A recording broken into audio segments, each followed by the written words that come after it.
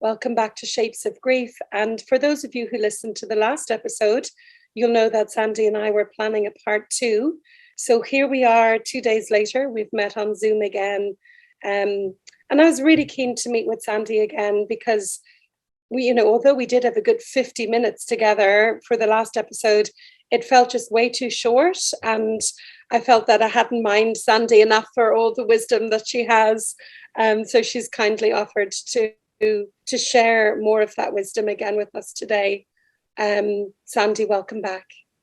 Thank you. I hope that there's some wisdom on tap for tonight. I can never quite guarantee. Yeah, and it's, we never know where these conversations are going to go. They're unscripted, they're unprepared. But what I love about that is the authenticity that comes from that. And often people will say to me, should I prepare something? Should I read something? And I say, please don't, because I think when we're just talking authentically and from the heart, there is such an amount of wisdom there that we don't realize we have sometimes, but it's just invaluable. I know this from listening to people's stories. It's invaluable for people coming along behind you who are facing into this experience, to just hear from other people who've had a similar experience, but are a little further along in processing their grief or integrating their grief. So something I thought we could start with today, Sandy, because of your background as an artist, is the expression of grief. You mentioned in the last episode how important it was for you when you felt yourself dissociating or just leaving your body, that you would come and write and that would bring you back. And I think this is something I've said many times. Grief needs expression or sweating. It needs to be moved or expressed in some way.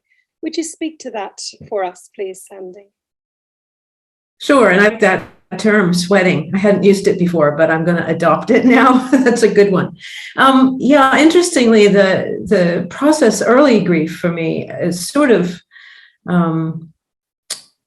it did not feel like it wanted to be manifested in visual arts, which is what I normally work in. And it's taken me a full 2 years to get to the point where I'm ready to work. And in fact, just in January, rented studio space, and I'm about to embark on a project that has been percolating. And I mean, that is my artistic process, always has been. I'm not the kind of artist that goes into the studio every day and plods through. I work from an inspired place, and it requires a lot of gathering and a lot of synthesis before I can actually work. So I have been gathering. I've been gathering, since the moment John died. I was even gathering before, because I had planned a project that was loosely what I call the mapping project, but it was mapping our relationship. And that started with an activity that we used to do together, which was hiking. He was an avid outdoors person and an avid sports person, as I mentioned the last time. I'm not, and I've never thought of myself as an outdoorsy type, but he lived in an exquisite part of the world, and it was a place that I'd never spent any time in before, which is Western North Carolina. It looks very much like Ireland, looks very much like Scotland. There's wild rhododendrons everywhere, lots of water, lots of green, and it's just beautiful. And he shared his love of the place and of hiking with me in such a way that it just made it welcoming. And I became quite avid a hiker and quite avid about that, the outdoor space there. I miss it. I long for it even now. And so every time we would go on a hike, I don't even know exactly why I did it, but I would photograph our feet, at the start of the trail, and it would just be a downward shot of both of our feet. And so every hike we went on, I had that photograph, and I planned to sort of map the hikes and use those photos and use some bits and pieces that I picked up and along the way, and do some writing into it as well. So description here and there. And then when he died, not long after, that sort of shifted into the idea of mapping love and loss. And that is actually the project that I will be working on. So it'll be both our story and also our story post his death. And so it's both things. But like I said, I was only feeling ready to actually engage in the actual work of it quite recently. So that's exciting. And that's a piece of the healing, I think. Yeah. I was just going to ask you, how important do you think it is to share your story, or to have your story heard or witnessed? Or is it just for you, for your process, to integrate your grief, to integrate your story, to find your narrative in this way? Or is it important for you, for other people, to bear witness to your experience of grief, of love and grief? And my answer to your question was that it's a bit of both. It became very important for me to tell our story. And I think partially because we were together for such a short amount of time as a couple, that we never, in our own eyes, we became cemented as John and Sandy, but it was not reflected in the wider world. And so that was a piece of my grief that I found that I really struggled a lot with, and struggle with to this day, to some degree, because I'm not around people who knew us. He never got to come to Australia. We were planning to be married in September of 2019. In October, we were going to come to Fremantle, where I would get to share him with all of my friends, and he would get to reconnect with my son, who he knew when my son was young, and to establish then all of those relationships. So he's known as an abstract here. And my good friends will say to me, we know what he was to you. We could see it on your face in the photographs, so from a distance, they could tell, but they never got to know him, and they never got to have their one-on-one relationships with this man.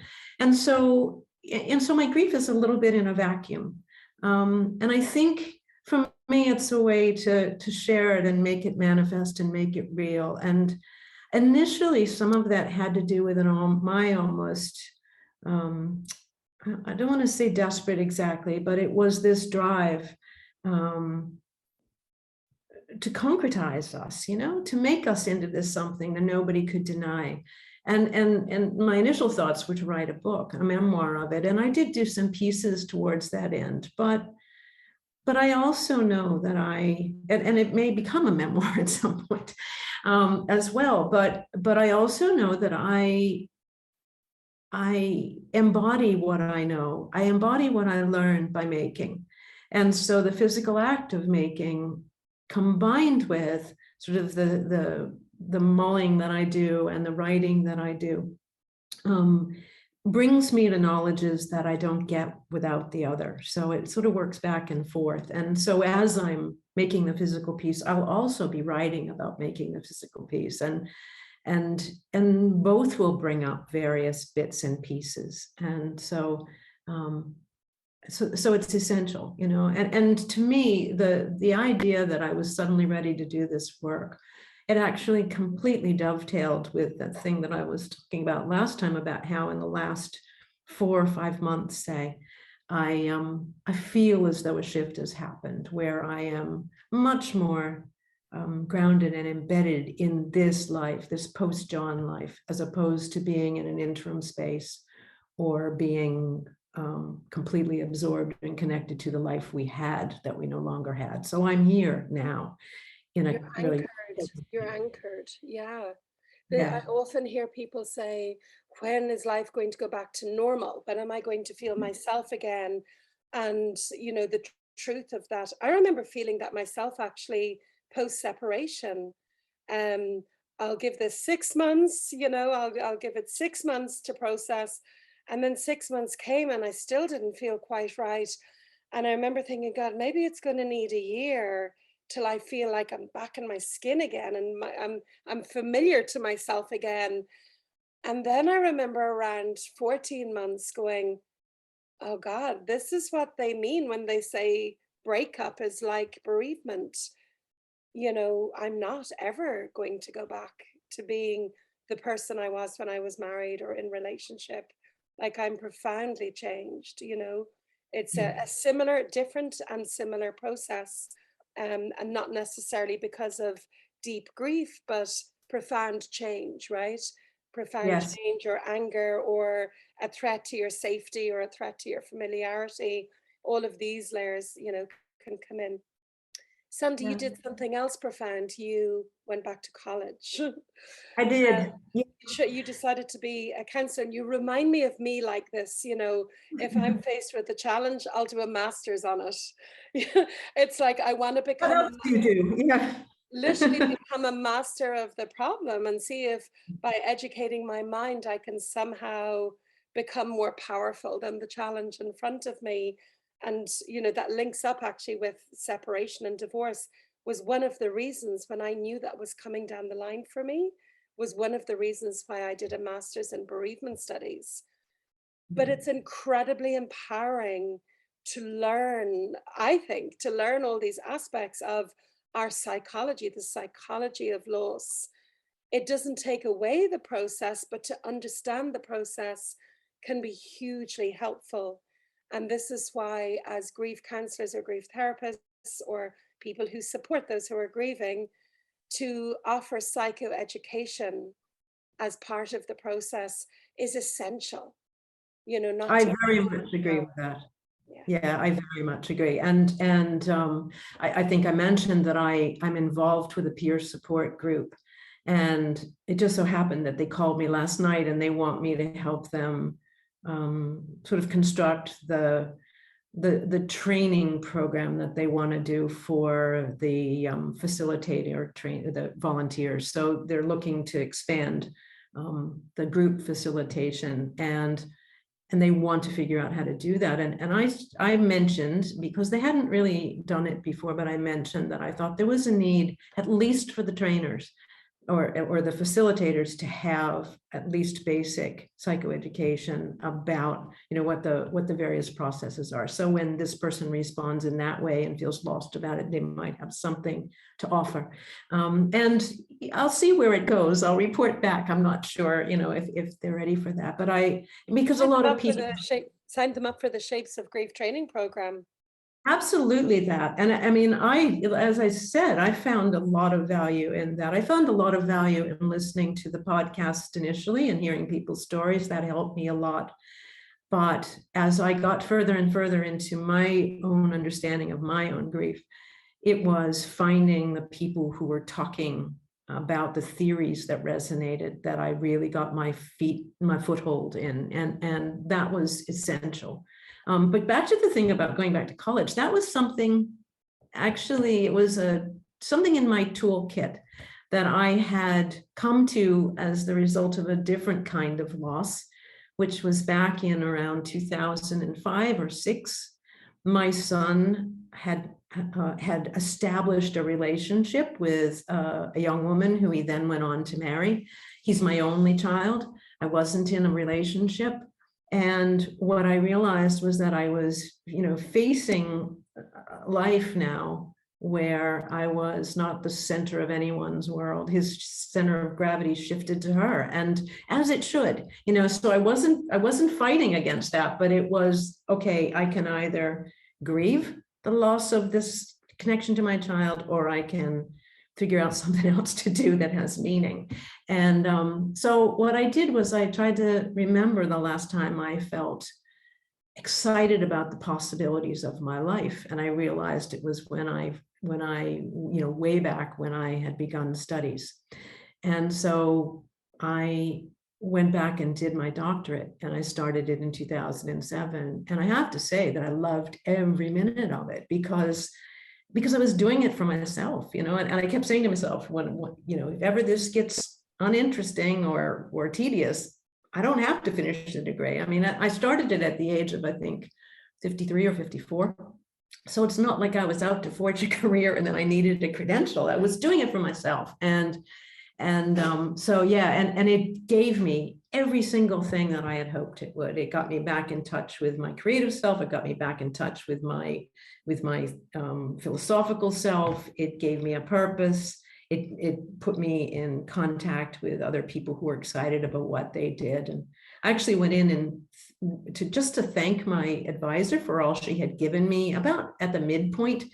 And I think the way I said, thank you, this has given me everything I wanted. She was like, you're not quitting, are you? And I realized afterwards that it sounded like I was saying goodbye, and I wasn't. I was just grateful, it had given me so much and continued to. And yeah, so I kind of knew, like when I came to the idea of I need to study counseling now, that I need to take what I've been through and take what I now know and put it to some sort of use. I knew it was the right decision, and it's second nature for me to be in academia somehow. So there was no hurdle. And perpetual learners. Yeah, I'm one of those as well. You said the word purpose there, and I think meaning and purpose are two really important words in the vocabulary of the bereaved or anybody who's been through a big loss. And it absolutely doesn't have to be a bereavement. It can be, like I mentioned earlier, a breakup or just anything that redefines your life, a retirement, a redundancy, maybe a hysterectomy, any big event in our lives that redefines us or has the potential to redefine us, any big transition, we can start to search for meaning again or purpose again. Yeah. If a child dies and I'm not mothering, what's the meaning of my life, or what's the purpose? If I'm not loving him, if I'm not loving her, if I'm not by their side, if we're not making plans together for our future, where's my purpose now? Yeah. And we can feel very adrift without that. Would you speak a little bit about that chasm, or did you even let a void come before you filled it with your studies? No, there was definitely a chasm, and the chasm lasted for at least a year and a half. And the chasm is very unlike me. And I think that was, as I had said the last time, there was so much about myself that I didn't recognize, and so little of the familiar Sandy that I almost didn't know how to move through the day. And so I think the word that I used quite frequently in that first year and a half was alienating. And I found everything about grief alienating. I was alienated from myself. I was alienated from my sense of place. I was alienated from my culture. I mean, I looked around me for something that made sense out of the funerary rituals or the grief rituals, the grief theories or the death theories. Nothing made sense. And I'm sort of an amateur anthropologist. I love, various cultures. I was longing to be Maori, longing to be Torajan, so that I could have this culture that recognized death and recognized the meaning of grief and understood what that transition was about, and really, really mourned the loss of that. And I think that's part of what motivates me too here. Is I think in Western culture we've lost so much of that connection, and certainly my PhD thesis was very similar in its intent, which was to look at the missing pieces of Western culture and try to find how they are manifested in others, and maybe find a way then to bring it into ours, into my own. And so I've definitely been trying to do that with other ways of looking at grief and death and dying. But the chasm, was incredibly confronting. And at the same time, I think to some degree, the wisdom of age, but also the freedom that I have at this age. I'm not there. I don't have the demands of a job I have to go to every day. For most of my grieving period, I worked as a lecturer online. So, and I did that from wherever, and I could maintain that, gave me a little bit of normalcy throughout, those early months. But I struggled with with how to let myself be in that chasm, not fight it, look into it. And that's my nature as well. My nature is to look deeply into something. And my own son, so grief is it's kind of a constant in our life. I lost both my parents by the time I was 33. He lost his father, who was, we had divorced, but it was still a man I love. His father, he lost his father when he was 10 years old. And so we've kind of dealt with these things, through a variety of losses, and a beloved grandmother and a beloved uncle, and all of those things. And in my own experience, I can tell you that every grief is different. So when I read that, it's like, of course they are. I mean, within my own life, they're all different. I don't remember where I was going with that, sorry. But yeah, there's just this, there was a difficulty, I guess, in trying to navigate this new kind of grief. Because like I said, I didn't expect what happened to me when I lost John, because I'd lost a lot of people before, and I'd never been so knocked off my feet. Tell me about the chasm that you found yourself in after John died. I often refer to it as the pit of grief, but it's or existential crisis. It's a flavor of that, I believe. Would you describe it a little bit, this chasm? You said you engaged with it for about 1.5 years, and it can be a really lonely place and a necessary place somehow. Necessary to fully process this experience, this human experience. Yes, definitely necessary. Well, from my perspective, it's necessary. The chasm was interesting, because when I think of the chasm, I think of the grief experience. And in our last conversation, you asked me about the difference between my grief and depression. And so after we talked, it got me thinking, and I realized that grief for me had that dual process sort of thing in it. It moved from both, the deep and abject sensation of loss, and all in the same day, maybe minutes later or an hour later or whatever, I would be inspired to gather some pieces for future use in an artwork, or to look up some imagery to design something out of, or to look up some grief theory, or try to find a grief broadcast or podcast, which is probably how I found you. But it was, it was the oscillation between those things that differentiated it from depression. Depression was simply being in the loss. And it wasn't necessarily even the loss of grief. I don't know that it was focused on specifically the grief experience, but just a sensation of stasis. I'm stuck here in this low place. And so they are distinctly different to me. But both of them I felt needed to be honored. And so I entered into that chasm. I allowed myself to go into that abject space. I mean, I can't think of a better word for it, of grief, which is, it's confused, it is hurt. Not by John, but hurt by the cruelty of fate. I used that word before, but cruelty isn't a significant word to me. And it's not like I felt it was done to me. It's not like I think I've been punished by a god, or that there's some malevolent force at work, but just the sorrow and the confusion and the hurt and feeling like,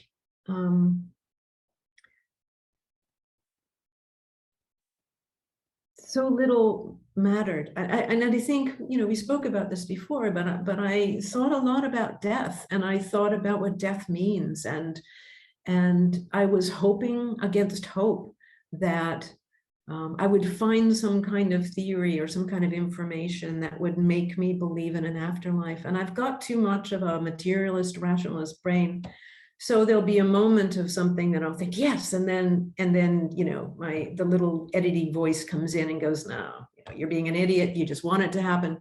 And again, I wish I came from a culture that simply believed that, our ancestors or the spirits are with us and they're there, and we can attend to them and they can care for us and we can care for them. I wished I believed, and I want to believe, and I'm working at it, but I'm not sure I'll ever get there because of that editing voice.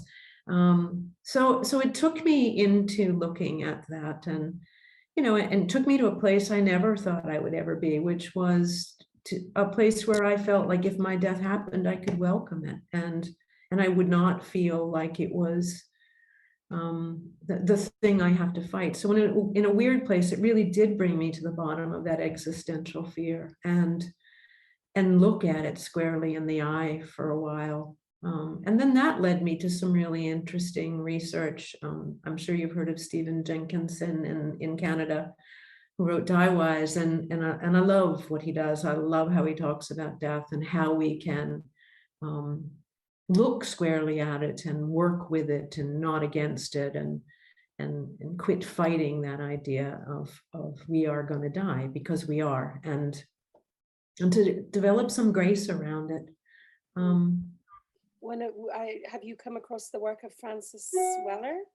Yes, yeah. Yeah, I'd say you'd love him. I've done a few retreats with him online, and it's exactly what you're talking about, like that searching for meaning. And he has got a lot of his inspiration from indigenous cultures around the world. He's a very soulful man, and he talks about the gates of grief, and grief as a companion to us all through our lives, exactly as you're describing there, with the death of your son's father, and those kindly people that were there in your lives. Some of us are accompanied from a very early age through life by death and by grief, and others have the padding of Western culture that protects us, sanitizes birth and death, and we don't have to face it, or if it does touch us, it's in another room, somehow it's in another room and packaged away neatly where we don't even see the body. But this sense of facing, people think it's morbid, and it couldn't be further from the truth. I think when we can look squarely at our mortality and the shortness of our lives, there's a richness that comes into how we live the time we do have. I agree with that wholeheartedly. And I also think that there's, with grief, there comes a deepening and a wisdom. And I can remember my son in his, early to middle teenage years, talking to me about, so there were some times when he was in the company of adults where he knew that he was deeper in some ways and knew something that they didn't know, so he could recognize that piece, and he's developed from that experience. I mean, it is also his nature, but into this very deeply compassionate man who has a lot of grace and a lot of room for people and whatever their brokennesses are. And I think that happens. I mean, immediately, I felt this strange kind of compassion for the people who struggled to comfort me, and I recognized that what they didn't know and how much they wanted to help me, but didn't know the words, didn't know what was going to help or harm, were hesitant for whatever reason. And I felt this, it was like this welling of love for these poor people who were struggling, and I'm the one with the loss, but still it was like this an outward thing. And I'm, the odd sensation, I was talking about this last night, actually, I haven't found the right words to describe where I am in my grief right now, but I've come to a place where I'm grateful for so many of the things that it's given me, not the least of which is that I'm talking to you. I know you, I've heard of you, and and that I now know this thing that's important for people to know, that I can help others people with, whether or not it's just my friends or family, or whether it's a wider audience. I can help because I know of this thing. And I would give anything to have John back. So it's not that I weigh one against the other, but I have been given gifts in this, and not the least of it is a reforged self who is quieter at her center, which is something I never thought would happen. I mean, I was always someone who, it wasn't something that bothered me, but I was always someone who was a seeker and a striver. And, my friends were almost exhausted watching me. They'd think, well, now she's going to settle down, and I'd fling myself to the other side of the planet and do something else. It was just my way. And they still sort of look at my educational pursuits that way, but I know that that's a bit quieter of an endeavor. But I don't feel that sort of churning anymore. It's almost like I kind of know where I am located in a way that I think I've never known before. And this, maybe it's this reckoning with death that lets me know exactly where my feet are planted. And I think that's the best way I can describe it, because I've talked all along in grief about how, it pulled the rug out from under me. It was it knocked me off my feet. It made me feel like I was floating. It was always about how I felt in relationship to, my physical life, where I would, if I was grounded in my physical life. That's like a really important piece for me. It's really interesting you use the word relocated. I know where I'm located, or you said relocated. And one of the, well, it's not Warden's tasks of grief, but it's one of the processes we seem to need to do is to relocate our loved ones, where is their essence? Where is the being that is them, that we love, that we see when we look in their eyes? If it's no longer in their body, where is that? And I know of people who go to the window and look out, or, if a robin comes, they're like desperately going, is that you? Or a feather or a butterfly. Our need to relocate them. It's just too much to go. They just don't exist anymore. They're just poof, gone, it's too much to absorb that reality. And we don't know where we go. I did say to somebody yesterday, they were okay before they were born. Like you were okay before you were born. And I was okay before I was born. And somehow they're okay now. And I'll be okay when I die, and so will you. And we're not sure what that okayness is, but is it something to do with love or beautiful energy or creation? None of us really know. But certainly we do need to try and relocate them. But it's interesting that you say you relocated yourself. Yeah. And I think that's part of we have to do that too. Like, it knocks us off of our course a lot of the time. And, not always, not every grief did that. I mean, like I said, I lost both parents, and that did not disrupt my sense of self like losing John did. It did change some of my sense of self. I explained this recently to someone as being, for the first time, I realized I was seeing my life only through the lens of my own eyes. It wasn't being filtered through how my dad would think or how my mom would think about whatever it was I was doing. So it shifted it somehow that way, but it didn't shift my plan for my life. It didn't shift how I saw myself. And John and I had become enmeshed, and we had wonderful plans for the future. And it was interesting during the grief process. One of the things that kind of propelled me forward was marking those places where we would have been. So, for instance, I mentioned that we were supposed to come to Australia, and we had specific plans.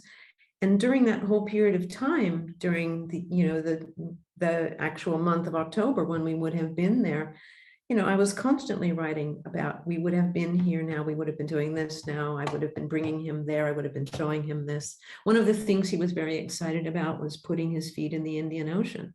And so once I got here, one of the things that I brought with me was his daughters had given me some of John's ashes, and I've almost, I guess the way to describe it is I've left sprinklings of his ashes at places that I felt were significant for him. So almost as offerings to some of the places where we hiked in North Carolina before I came. And then when I came here, first thing I did was go to the Indian Ocean, put his, do an offering, put his ashes there and say, okay, I don't know if this is your feet, but you're in the Indian Ocean. And I plan to do that. I mean, I still have some ashes, and because of COVID, I haven't done any sort of adventuring, but wherever I go, John will come with me. I mean, I wear him, and he's in this little, his ashes are in this little locket. And I have to tell, I want to tell this story because it's significant, maybe for people who are trying to understand someone else's grief. When my mother died, my father was bereft, and they had one of those kind of love of my life relationships. That was how I knew they existed in the world before I was with John, because I'd seen them, and I just assumed that it wasn't, in the cards for me. But my parents had that. And my mother died quite young. She was 57 of cancer, and my father was just devastated by her loss. And he kind of wandered. He would wander between my sister and I. So he'd come to visit me, or he'd go down to visit her. And he arrived one time, and I was helping him get his suitcase out of the car, and the cremation urn with my mother's ashes was in the trunk next to a suitcase. And I worried about it. I thought, he can't let her go. He can't let her go. Honestly, as soon as John died and he was cremated, I understood exactly how my father felt, and my father didn't wear my mother. I'm wearing John, so like if he was broken, I'm even more broken. But it was like, okay, now I get this, it's like, and it is what you were talking about before. Where are they? And you can have any kind of sense about where they might be spiritually and whether or not you can talk to them or whatever, but you will never look in their eyes again. You will never have the experience of what it feels like to be in the same room with them. And in a way, the ashes are the closest you can get to that. Or going to the gravesite is the closest you can get to that. So I understand that now in a way that I didn't understand as a witness, What you're describing there as well, like John wanting to put his feet in the Indian Ocean, the future, the loss of the future. And it's, sometimes when you talk, Sandy, I think of parents who lose babies really early on, or stillborn babies, their whole future, the whole future ahead of them that was planned. Or, the minute we get that blue line on the pregnancy test, and we imagine so much of the life that's going to come with this human we've brought into the world, or in your case, this human you're going to spend the rest of your life with. Yeah. And I'm wondering about you have these plans, and I can feel the excitement of your love. I'm not going to find this love in my lifetime. And then, oh my God, here it is. Mm-hmm. And the gratitude you had and how much you milked it, it's wonderful. And these plans you had together for the time that you would have. And then that doesn't happen. That doesn't materialize. But there's something about the importance of, okay, I've lost John, and I'm still going to go to the Indian Ocean, and I'm still going to go here, and I'm, of not losing all the dreams, but doing it yourself somehow. It's like that Pixar movie, Up, the older man and his wife dies, and they're these adventures, and they dream to visit, is it the Grand Canyon? And he goes off in his house anyway. It's a pilgrimage. It's a veritable pilgrimage of, it's almost like you talk about this enmeshment you had with John. Is it the opposite? Is it the reversing of that process? Not that you're letting him go, but that you're finding yourself again, or building yourself as an individual again somehow. I don't know. I'm putting words on it now. Let me hear it from you. Okay.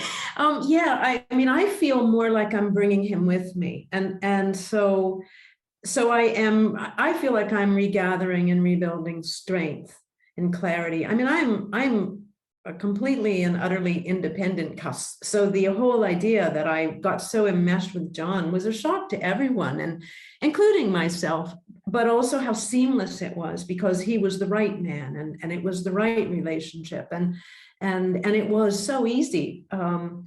But and I reveled in the fact that even though I had done a single solo life alone well for a long time, I was really reveling in the fact that I now had an adventuring partner, and we were mentioning Portugal before. One of the few things we managed to do in the time we were together was a trip to Portugal where neither of us had been, and absolutely fell in love with it, and always wanted and definitely planned to go back. It's like, we need to do more of this, and for a longer period of time. He was still working, so he couldn't take a lot of time off, but adored it. And now there's a part of me that really wants to go back, because I loved Portugal, and I would love to see more, and I'd love to revisit. But it's also, I wonder if I will, just because it also will be very sad to be there without him, you know? So I'm not sure about that one, but there are other things that, you know, that I intend that I will also bring him along in. And I think part of the decision to study this and to focus on grief counseling and grief theory is a way to be me and bring John into the future. You know, like if I was studying nanoscience, it wouldn't have anything to do with him or us.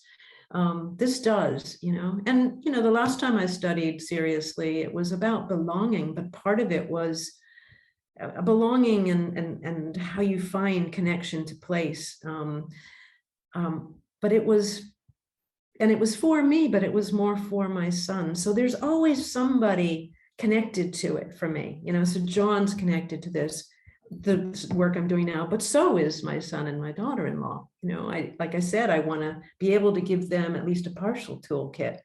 You know, how can you do this better than I had to do it, I think, is what I'm thinking. And that was a motivator for the PhD as well, which was, how can I help my son learn how to connect to place better than the struggles that I had about that. And you know, so it's always kind of motivated by.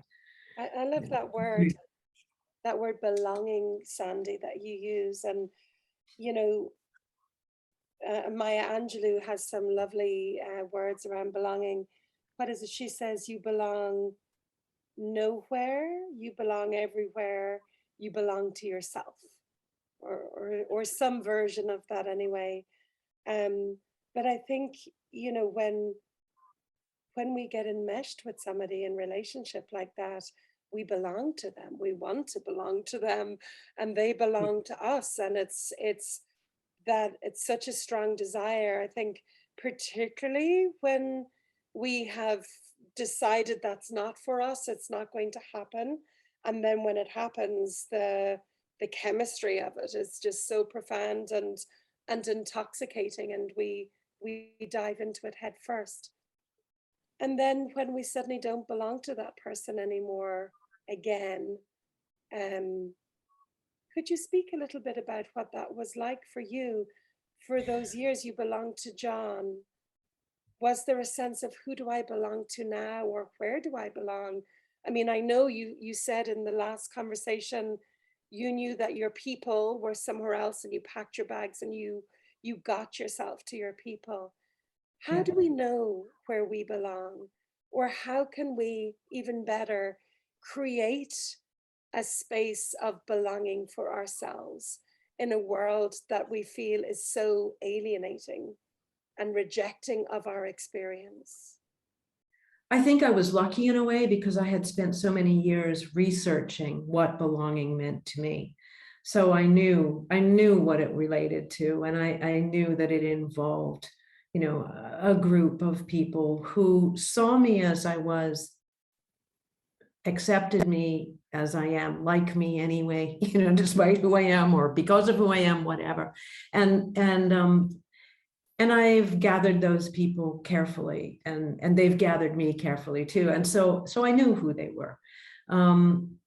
In terms of place, I mean, I always used to refer to myself as born on foreign soil, because I was born in Boston, but having done DNA tests, none of my ancestry came from North America. It's all Northern Europe. So it's Norway, England, Ireland. And so I'm a foreign entity in the place of my birth. And then, I mean, it didn't occur to me.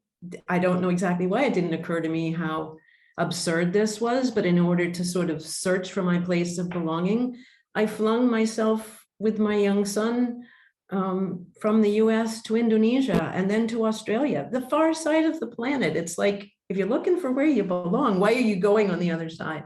But it's interesting because I did actually find some clues to what belonging means through some Aboriginal elders that I met here and their understanding of place and that sort of thing.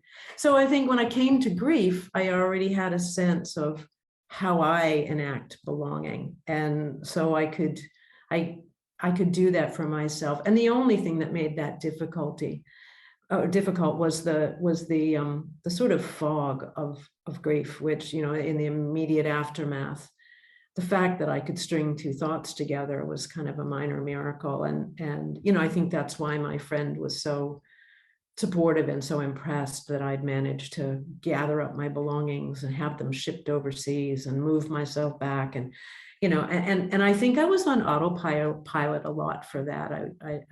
I don't know that I was doing anything particularly well. I do know that I packed everything I could find that had anything to do with our life together. And I'm even including like receipts from restaurant dinners and, anything that was a piece of evidence of a day spent together. And, and anything that we bought together and household furnishings that had meaning for us and stuff. And so I ended up spending quite a lot of money shipping back a bunch of stuff that once I got here, a lot of it I gave away in terms of furniture. I live in a small apartment. There's no place to put it. And but it had to come with me. I couldn't leave it. And so a lot of it was not rational, but it was decisions being made in this sort of fog of grief and confusion. But a trust also in my intuition. I have had great instincts for myself for many years, and I've learned to follow them, and often, against the ideas that others have for me. So I quite, even people who love me and are good friends and close, they sort of think, well, where did that decision come from? Because they don't see the process I go through in making up my mind to either go back to school or move back to the States or involve myself in a new relationship. I mean, whatever it was, it's something that they have to sometimes catch up with. But I have good instincts for myself, and I've learned to trust that, I think, over time. And I think when you're in grief, that's all you've got sometimes is your instinct. This is what I need to do right now. And so much of what's out there in terms of theory or popular culture information kind of stuff goes against the instinctive grain. So your instinct might be to hunker down for a month, but your community and your culture and whatever is saying you need to get back on your feet, you need to get out there, you need to be among people. And sometimes the most alienating thing you can do is to be among people, and you need to have those times to be quiet and inner and to let. What'd you say? Who get it, who just let you be and can sit there with a hand in your back without trying to change anything. Because I do think connection is really important in grief. Because it's so lonely, but just the right connection. I think I've said this before, but the one thing I love from that book, Option B, Sheryl Sandberg, when her husband died suddenly, And she mentions, I think in the book, or maybe it was in an interview, that for a month her mother came and slept with her. And I just think that is the most perfect grief support, you know, that she just climbed into the bed, put her arms around her daughter and held her. Yeah. Like beautiful, so beautiful and intuitive, you know. But I don't think many of us are that lucky to have someone who intuitively knows how to just literally climb in beside us and hold us. But we do, we Yeah. become very young, often very vulnerable, and sometimes even really quite animalistic, you know, like a rabbit caught in the headlights, or, you know, we lose our skin. One of my last guests, Linda, talks about, she said it was like I had no skin and my nervous system was on the outside. And it's so interesting because everybody describes this physicality of grief in a different way. You know, for some it's a tsunami, for some it's a fragmentation. I love that idea of your nervous system being outside your body and you're Yeah. so sensitive and so vulnerable. Um, but either way, whatever it is, it requires such a tenderness and a gentle touch, you know. You spoke in our last conversation about popular culture, and you know, this is certainly something that I'm trying to change with Shapes of Grief, is, you know, coming like, here's what the evidence says and here's what the research says, and here's what, I mean, at this stage I've seen hundreds of people in my clinical practice, and you know, you begin to see the patterns obviously, and you know, what's normal and common and in this human experience. What are the things that we hear about in popular culture that you feel are just the wrong messages? And I might start with one that I see a lot of actually, and it's somebody who's quite well known. I won't say who it is, but the anger towards all the people who don't get it. And I would be completely guilty of this as well, both from my own personal experience of feeling so abandoned after separation. Um, but also, I'm sure in earlier podcasts, you'll hear me say this, oh, people just don't get it and it's terrible and other people need to cop on. Whereas I'm much more now, more towards the idea of how can we help ourselves? Yes, connection is vital, but how can we find this agency and this power inside to hold ourselves with the tenderness that we want everyone else to? And if that happens, even better. But if it doesn't, that we're not just lost in this abyss of bitterness that everybody's let us down. Does that make sense? So, you Does know, make a lot of sense. Yeah. And I mean, it is something that you know, I think probably most people who are grieving have to struggle with at one point or another. Somebody will let them down and they'll do it in a major way, you know, like it's not even like a subtle thing sometimes. yeah. But and I think for me, when things occur, and they continue to occur actually, but when they occur, I'm reminded that until this happened to me this time, until the loss of John happened, I was so unaware of so much that I now know about the grief experience that I need to have compassion for what people don't already know. They haven't had the experience yet, so they won't know it. And if I can allow myself the idea that I can grow through this experience to a more awareness and a deeper compassion for people, then so can others, you know. And I know that some of my friends who haven't gone through, you know, such a deep grief are learning from watching me, and they are taking note of you know, my experience.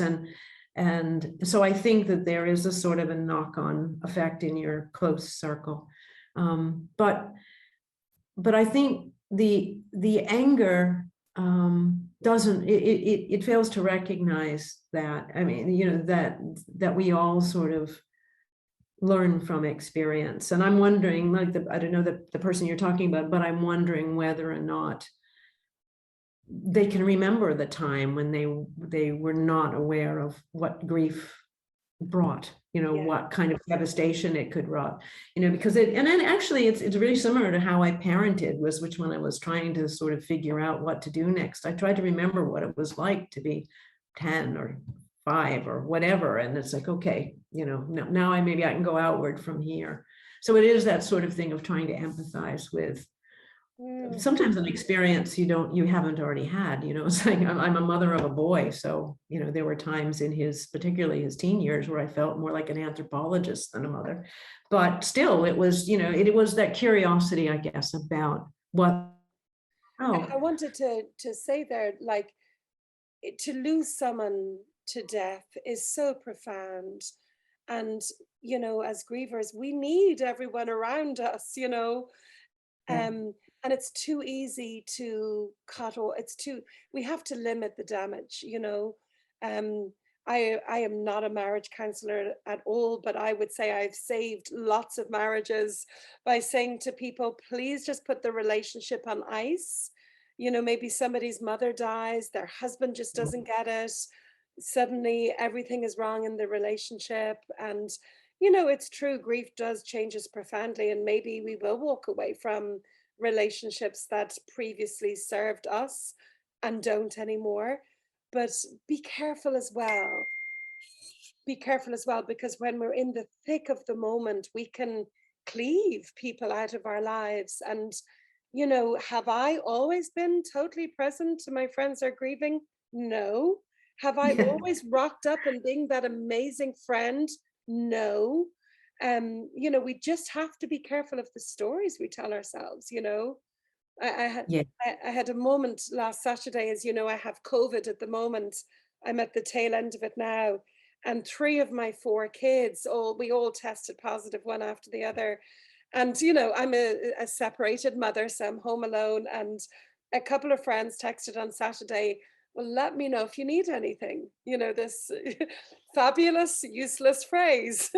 And I could find myself for a few moments going, well, of course I need something. I'm home alone. I can't get out to the shops. All my kids are sick. I can't send them to the shops, and we've no food. And I could feel like, thankfully not for too long, but this sort of stories brewing inside me of how stupid people are, and of course I need someone to go and buy us our dinner, and then just this moment of just stop, just text back and go, yeah, would you mind doing a shop? That would be super. It's funny though. I mean, that's absolutely spot on. But I've had the experience too of having to remind myself not to attach at any level to what I think might be an outcome, because there was a period of time, maybe about 6 months in, where I started to notice that some friends were just not calling, they weren't texting, they weren't coming around, they drifted away. And I know that there are people who care about me. They care about me still. So I thought about it for a while, and I thought, I think they're probably struggling. They want to contact, they just don't know how. It's gone on. The more time that goes on, the less they feel like they can.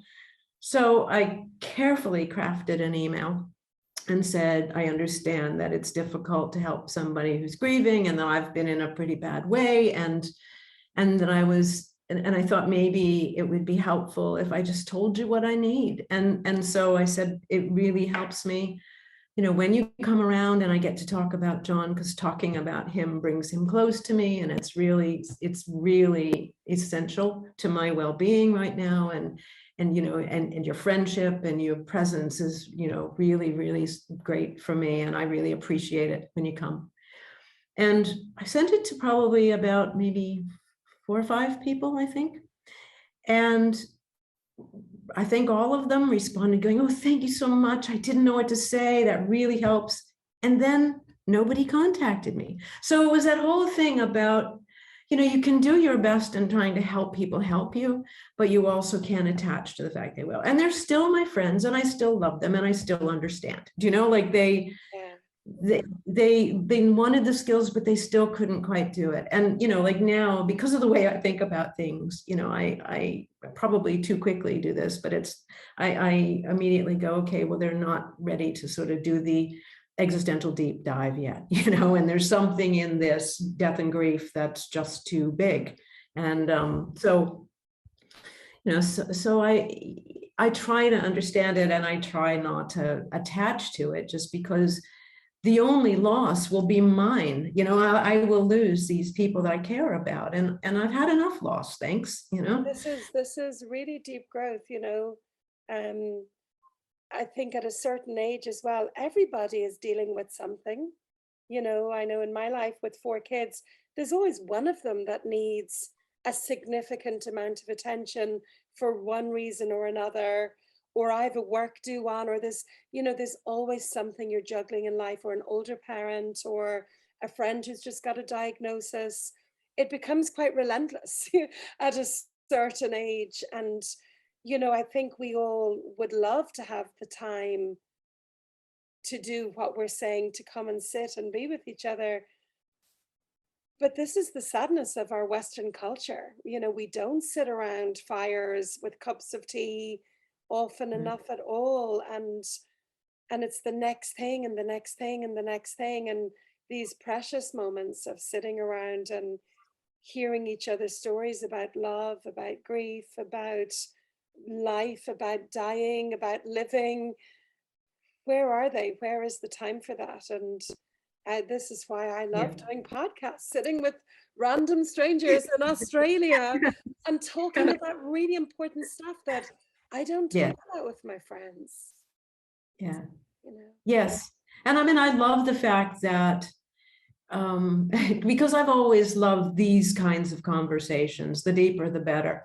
I don't know that I ever went quite so far into death that I do now these days, but it was like grief through all of what any other conversations out the window for me. It's like, I really, if you're not going to go really deep with me, I just don't want to go there. And so I think I might be a little bit difficult for, you know, some people to be around, just because I don't want to, I don't want to chit chat. I want to talk like this about something that matters. And yeah, I mean, it's always been my preference, and now I have sort of like the widow badge, so I can say, you know, like, I don't have to talk about that anymore. So yeah. It's like an initiation, and you alluded to it earlier, Andy. You know, like yourself and your son had to face that when his dad died, I imagine. But you alluded to it when you spoke about him in a room as a teenager in a room full of adults, and he was like more knowing than a lot of the people around him. And I recognize that as well. Like, you just, it's, and I've said this before, and sorry, I suppose after 88 episodes, I do repeat myself a lot, but it's like there's just a knowing in someone's eyes that they're awake in the world, that something has happened in their lives that has kicked their nervous system into presence. And, you know, psychologists might call it hypervigilance, and there's an element of that, but it's like a presence. And I've told the story of going into my son's class one day. I think they were around 6 or 7, and he had told me that there was a new kid in the class, and I'd brought in some newly hatched chicks we had at home, or maybe ducklings. And I remember this kid was there, and I looked at him, and let's call him Tom, and he looked at me, and my first thought was, oh my gosh, what's happened? He's so present. This child is looking at me, and I can see him. He's fully present. And you know, I said, hi, I'm Tig's mom, I'm Liz. And he was like, I'm Tom. And I said, it's nice to meet you. And he said, it's nice to meet you. And there was that little exchange, no information shared. But a few weeks later, my son came home, and he said, Tom's dad died when he was 2.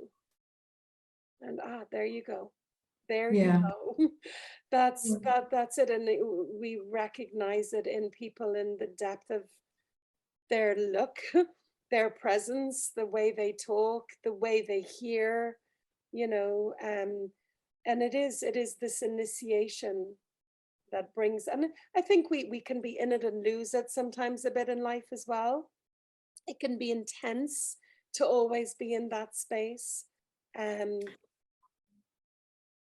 I agree with that. But I also think like one of the things that I have noticed and am very grateful for is that my own grief experience and the fact that I want to talk about it, you know, in the world seems to be permission granting to people who've held their grief in for years. And I think the thing that surprised me the most in the last few years, or one of the things that surprised me the most, is how many people are grieving a really significant loss.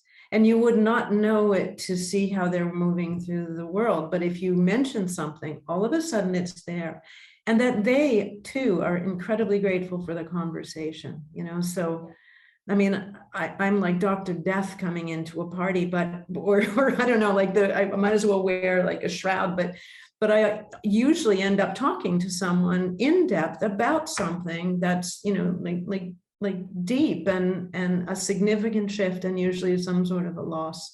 And it's not like it's a depressed conversation. It's a grateful conversation on both of our parts.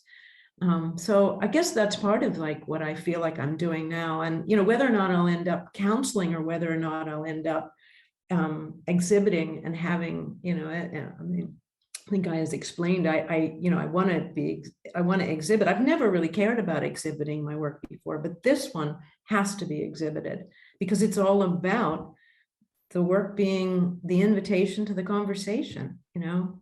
This is what my grief map looks like. This is what my grief story looks like. You know, what in it can you connect to, and what do you want to ask me about, and what do you want to tell me? And you know, I thought about exhibiting it, and I think that this is unusual, but the entire time it's the works are being shown, I want to be there. I need to be there so that people can talk to me. On you know, being there for grief and having these conversations and how life is different now, I'm curious to see, will it also continue to evolve for you as someone who is, you strike me as someone who's always changing and evolving as with your life, you know, which is lovely. I think that's how it should be for most of us. Um, but it's interesting that what my last guest, Linda, whose son died by suicide when he was 15, and I think it's 8 years later now, she talks about not so much how other people dropped away and stopped talking about it, but her need to actually stop talking about grief or needing the support of others, her need to go, that's done now, you know. And this is really interesting because so many people talk about grief that we move forward with it, we bring it with us, we never get over it, we don't move on from it. And what I'm beginning to hear from people is there's a point where people say, I don't want that to be driving my life anymore. I actually want to lean into different parts of me that aren't the griever, you know. So I'm curious to see how that will evolve for you as well, as someone who does evolve. That might you embrace this, and might it serve you for 5 years, for 8 years, for 10 years, and then might you to also decide that's enough for me. One previous guest I had on the podcast, Megan Scully, who's a younger woman who lost her son to a car accident, sorry, her brother to a car accident when she was a young teenager. I think she was 15 and he was 18. And her way of dealing with it, like for so many people, was to immerse herself in road safety. You know, so she got involved with road safety campaigns, and she's a journalist now, so she became this voice of road safety campaigns. But then in her early 20s, she went, I don't want this anymore.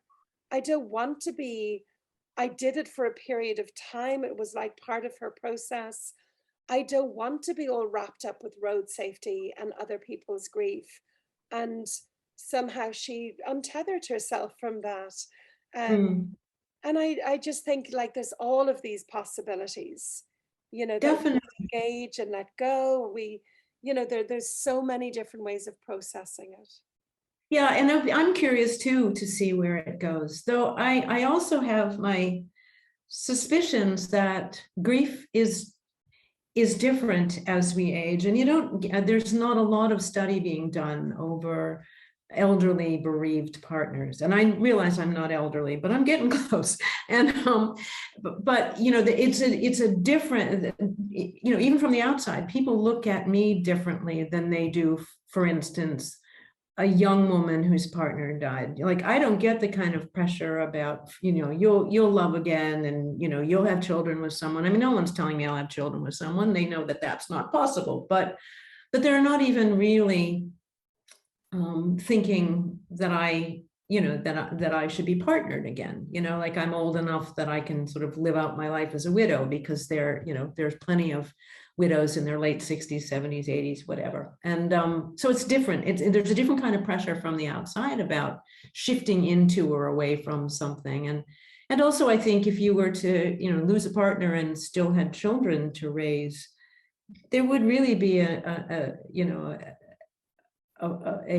pressure that you would put on yourself, at the very least, of being able to feel like you were more engaged in a life that was moving forward and forward thinking. And so I think there's kind of a different way that we look at things. And I mean, I think one of the things as an older person who's bereaved that frustrates me is the assumption that it isn't the same experience, or it isn't as hard to reconstruct yourself, as a 65-year-old widow as it is as a 35-year-old widow. And I think the experiences are probably more similar than they are dissimilar, but because of the way we look at age and relationships at various times in our life, we don't. I mean, for all intents and purposes, John and I were 17 and 24, because that's where we kind of met, and that's where we picked up again. And it had that same sort of juicy joy with a little bit of acquired wisdom thrown in. So it was very much at that, almost a young love kind of sensation. And you're raising an important point about grief in older people, and there are assumptions that when we are older, we're able to handle grief. And maybe we are in some cases, but it is just as profound. It is just as confusing. We go through similar processes when we're 80 and someone we love dies, as we would if we were 40 and someone we love dies. It's really, really vulnerable. And actually, there's a woman, Dr. Katrin Gerber, in Australia. Yeah, I saw that podcast, or the education program. I liked her interview. Yeah, it's on the Shapes of Grief training program, and she does a presentation about grief in older people, and it is so moving, and it's like really calling people to watch it. It's on shapesofgrief.com. Sign up for the training program, and it's in one of the modules, Grief in Older People. Very, very moving, and it's through poetry, that they're describing the extent of their loss. Some have lost partners, and others children. So yeah, a really important topic. Thank you so much for meeting me again. I knew that we would fill this hour, no bother. I think we've gone an hour and 15 minutes. It's an utter joy to chat with you and hear your wisdom and talk about these really, really important topics.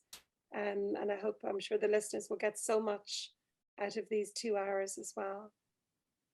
Thank you for this opportunity. It's a gift. It truly is a gift. And I'm very grateful for what you do, but also for including me in it. So I really appreciate having had this opportunity.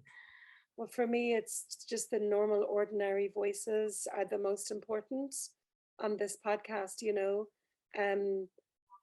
This grief is not the territory of celebrities. It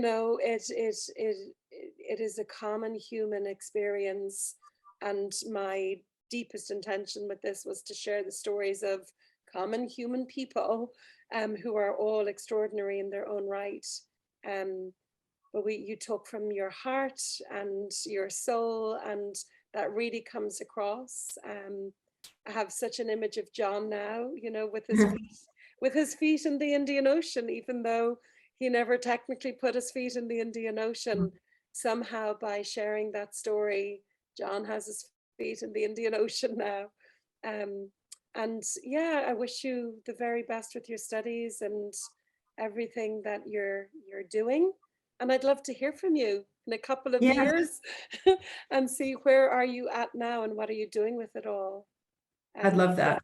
It's really nice to hear you talk as well. I was thinking the other day, how is it that Sandy's so familiar to me? And so much of what you were saying is like, it's like I'm listening to myself. And then I realized you've bought the training program and listened to lots of podcasts. And it's like, you to me are the embodiment of my work getting out there. Not my work. I'm a curator of lots of people's work, you know. But to hear it getting out there is just fabulous. Like when we talk about purpose and meaning, it's like, yay, that's it. It's getting out there. People are using it and then passing it on again. Yeah, it's very important work. And I'm grateful for what you did. And because it's helped me at a number of times. It helped me originally when I found, the podcast and heard people's stories, and it helped me again when I found the education program. So, and this helps me. So you continue. You're the gift that keeps on giving. I'm the facilitator.